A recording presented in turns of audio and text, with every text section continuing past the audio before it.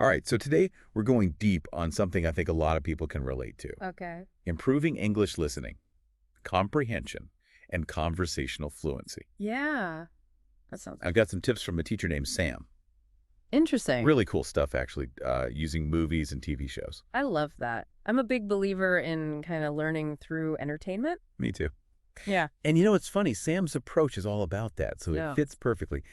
Basically, the idea is that watching movies and shows in English Okay.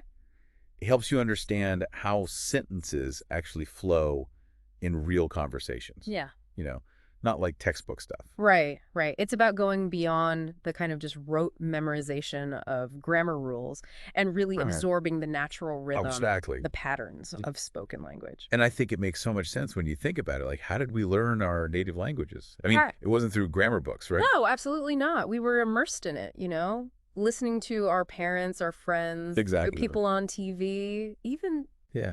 And we just kind of pick up on the nuances, the flow, how sentences are actually structured in everyday conversations. Yeah, like little sponges. Exactly. And what I think is really interesting is that Sam also points out that, you get exposed to slang, Oh, for sure. cultural references, Yeah, absolutely. which is so key for sounding like really fluent. Oh, it's essential because you start to pick up on those common idioms and phrasal verbs and even those subtle expressions that convey meaning beyond just the literal words. Yeah, like just a couple of weeks ago, I was watching this British comedy, Uh-huh. and they kept using the word chuffed Oh, yeah. to express happiness. I was like, what?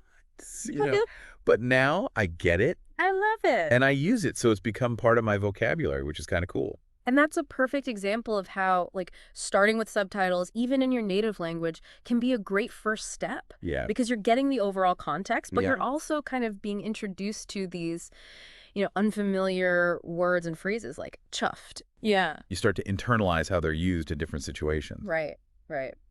And speaking of subtitles, Sam actually suggests a really neat progression with them, to maximize comprehension. Okay. So you start with subtitles in your native language, Okay. then you switch to English subtitles, and then eventually no subtitles at all.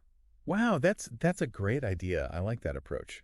And it makes sense because it mirrors those natural stages of language acquisition, right? It really does. It's like that familiar subtitle acts as a bridge, right? Yes. It kind of eases you into the sounds of English without feeling overwhelmed. Right. And then when you switch over to those English subtitles, you're forced to make that connection between the spoken word and its written form, Right. which of course strengthens your vocab and comprehension. Exactly.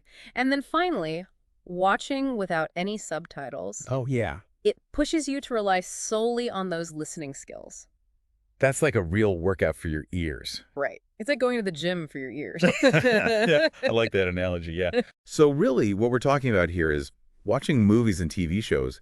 It's not just passively absorbing entertainment, No, not at all. It's an active and engaging way to enhance those English language skills. Absolutely. It's about immersing yourself in the language the way it's actually spoken, right? Yeah, with all the quirks and idioms and cultural nuances. All those things that make language so interesting and dynamic. Exactly. It's almost like learning by osmosis, You're Yeah. not just memorizing words, but you're developing this feel for the language, which I think is so important. Exactly. And that's what leads to true fluency and confidence, I right? think so, yeah. I totally agree. Okay, so to wrap things up, we've learned that watching movies and shows in English, Yeah.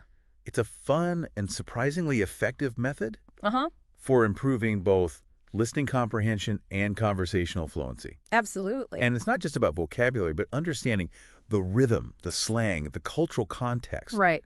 that gives that richness and life to the language. Yeah. And of course, we can't forget Sam's brilliant tip of gradually, weaning yourself off of those subtitles as those listening skills grow. That's such a good point. Yeah. And I think it's a really empowering way to approach language learning. Like you're in control. Absolutely. You're setting your own pace. Yeah, And definitely. you're making it fun, which is, I think, the most important thing. Absolutely. So I'll leave you with this. Think about your favorite movies or TV shows Yeah. and imagine watching them not just for entertainment, Right. but as a gateway to mastering a new language. Wow, that's powerful. What if every episode, every scene became an opportunity to learn and grow? That's a great point to end on.